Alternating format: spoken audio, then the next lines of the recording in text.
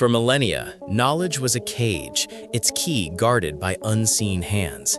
Then, one man forged a tool not of metal, but pure revolution. What ancient pact was broken the moment humanity learned to print its own truth? Before the dawn of a new age, the world of knowledge was a realm of scarcity and privilege. Imagine a time, not so long ago, when books were rare, hand-copied treasures, each page a testament to months, if not years, of painstaking labor by scribes.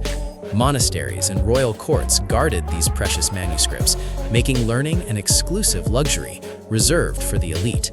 The sheer effort involved in reproducing a single book meant that errors were common, dissemination was slow, and the cost was astronomical, placing knowledge far beyond the reach of ordinary people. The demand for information, however, was growing, a hunger for new ideas stirring across Europe, fueled by nascent universities and the burgeoning Renaissance. Yet this thirst for knowledge was met with an impenetrable bottleneck. How could ideas spread quickly, accurately, and affordably?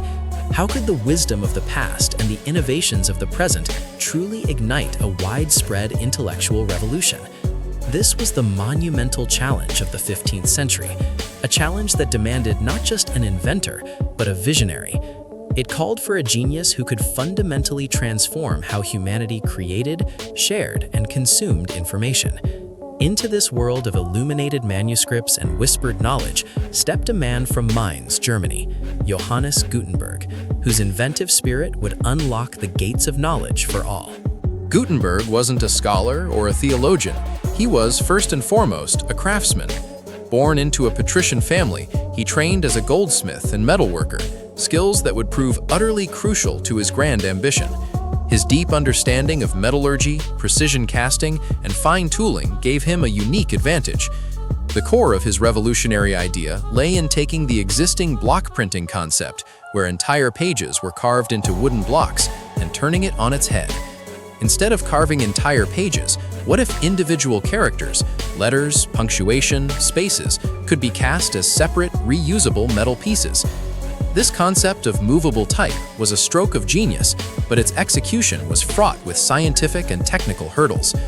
Gutenberg needed an alloy that was durable enough to withstand repeated pressing, soft enough to be cast precisely, and with a low melting point for efficient production. His solution was a carefully calibrated mix of lead, tin, and antimony, an alloy that would hold its shape, resist wear, and cool quickly without deforming. But even more remarkable was his invention of the hand mold. This ingenious device allowed for the rapid, standardized production of countless identical types. A steel punch engraved with a letter was used to strike a matrix of softer metal, creating a precise impression. This matrix was then placed in the hand mold, molten alloy poured in, and a perfectly formed, consistent metal character emerged.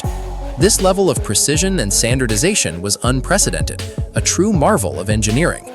While the movable type was the heart of Gutenberg's invention, it was far from the whole story. He needed a way to apply consistent, powerful pressure to transfer ink from the type to paper.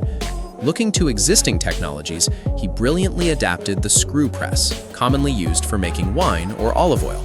His press featured a heavy wooden screw that would lower a flat plate, known as the platen, onto the paper, which rested on the bed containing the set type. This ensured uniform pressure across the entire page, a critical improvement over manual rubbing, which could lead to uneven prints. The construction of this press required not only mechanical ingenuity, but also an understanding of physics, how to distribute force effectively and reliably. But what good is type and a press without ink?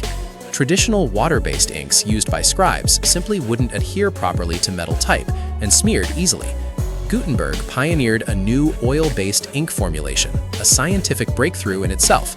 This ink, likely made from lamp black, soot, mixed with linseed oil, possessed the perfect viscosity, thick enough to stick to the metal type without dripping, but thin enough to transfer smoothly to paper, and crucially, it dried quickly and permanently.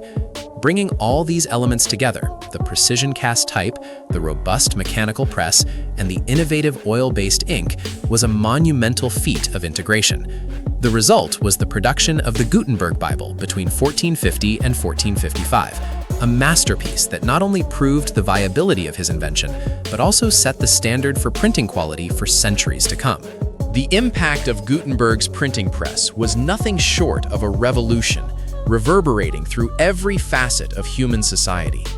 What once took months by hand could now be completed in a fraction of the time, producing hundreds, even thousands of copies.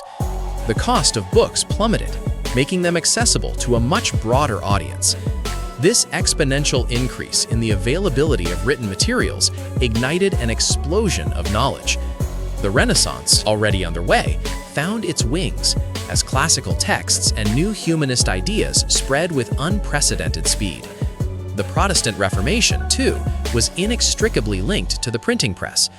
Martin Luther's 95 Theses were quickly disseminated, reaching countless individuals and challenging the established order. More profoundly, the printing press laid the groundwork for the scientific revolution. Scientists could now share their discoveries, replicate experiments, and build upon each other's work without relying on error-prone and slow manual copies. Literacy rates soared, empowering individuals with direct access to information and fostering critical thinking. Ironically, despite his monumental contribution, Gutenberg himself faced financial ruin and legal battles, losing control of his press to his business partners. Yet his invention transcended his personal fate. It democratized knowledge, challenged authority, and fueled progress for centuries, leading directly to the mass communication we experience today, from newspapers to the internet.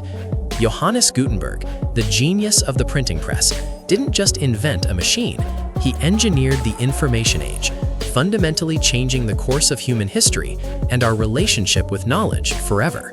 Subscribe to the channel and hit the bell icon for more amazing videos.